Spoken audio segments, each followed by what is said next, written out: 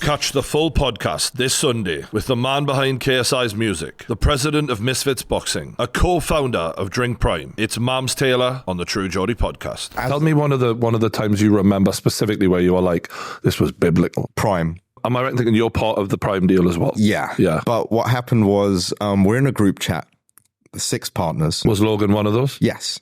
And I think we were a week away from launching. Okay, and contracts were about to be signed. Something happened in the group chat where JJ got offended. Okay, and it wasn't because he was wrong to be offended, and it wasn't because the intention was to offend him at the same time. It was a total mismatch, miscommunication, American and English sense of humor. Not was that Logan or no? Let me not say more than that. Okay. It actually wasn't. But okay. But it was a misunderstanding, and it was a series of that happening. And I, as someone who lives in America, I understood it, and I was like, oh no, this is going to get taken wrong, blah blah blah. So I'm just sort of like feeling awkward, and I was right.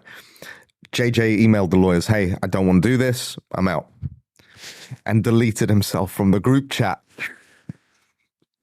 Dude, when you think about what Prime has become, wow. Yeah. I mean, the amount of money, let's just estimate what is the value currently of Prime? I'd say it's about 8 to 10 billion. Okay, so it's a mega company, yeah. And at that moment, you don't know that, but you know there's potential there, and you're watching it walk out of the WhatsApp group. Yeah, it's like, yeah, no, it was bad because look, the seed was planted when I hit Logan up and I said, I want you to be on the KSI show as the ghost of Christmas past or whatever. Logan was really cool, and I'd been saying to JJ post their second fight, I'm like, it's difficult to not like this guy. On Impulsive, I'd been watching him. What won me over, going back to the incident, is when I called Logan and I said, hey, I need to talk to you.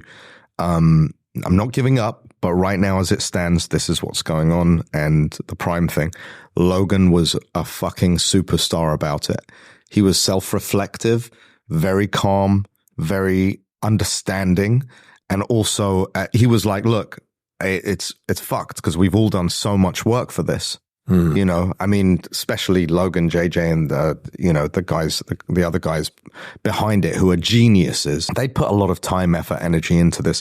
So the way he reacted and the way the other guys reacted was so cool that I then went back to JJ and I said, listen, you can't just say, no, I'm not doing this.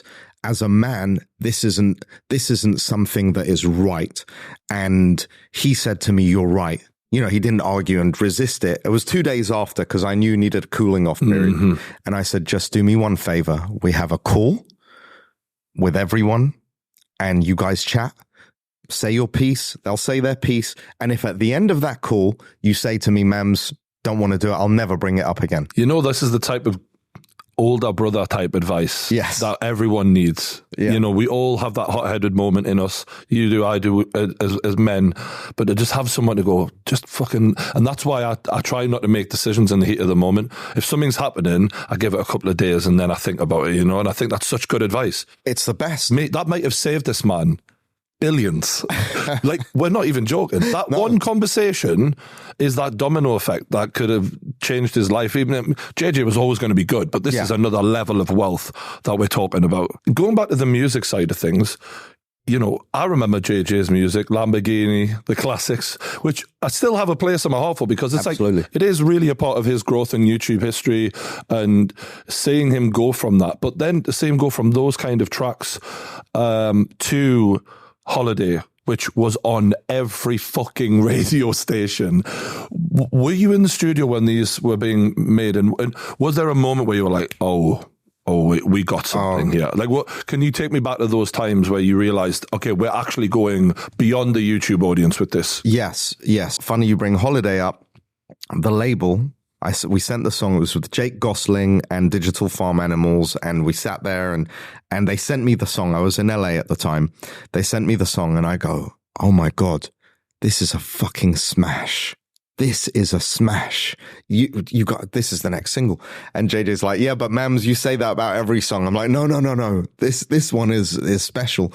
And then sent it to the label, and God bless them. BMG were amazing with us. We did a great job. But on this song, they went as far as setting up a multi-leader Zoom call with all the heads of departments saying, you cannot put this song out. It's fucking shit. You can't put this song out. Yes. You cannot do this. And Am I right thinking that's his biggest hit? It's his biggest hit. Yeah, because it was everywhere. It was everywhere, yeah. But JJ and I, we were like, we know this song is the one. You know when you're like, I can see this no matter what anyone else tells me. It doesn't matter if Clive Davis, Jimmy Iovine came and said, mate, don't put Holiday out. I would still have done it. JJ would still have done it. And it doesn't mean there weren't doubts here and there, but when we knew, we put it together, it was like, this is the one. I understand in a sense of like, if someone was to say to you, this ain't really KSI or whatever, like it ain't his usual thing, but I mean, it was a classic in that it was very radio friendly and anyone could listen to it. A 5-year-old, 50-year-old, didn't matter.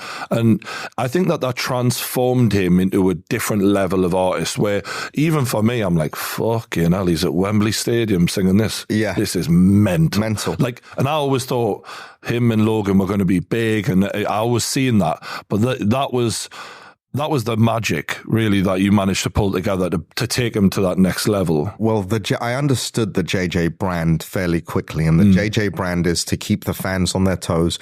And then his fans have a very honest relationship with him, you know, yeah, they do. And he takes it on when it's valid and has merit and it's constructive criticism. He really takes it on. He does, yeah.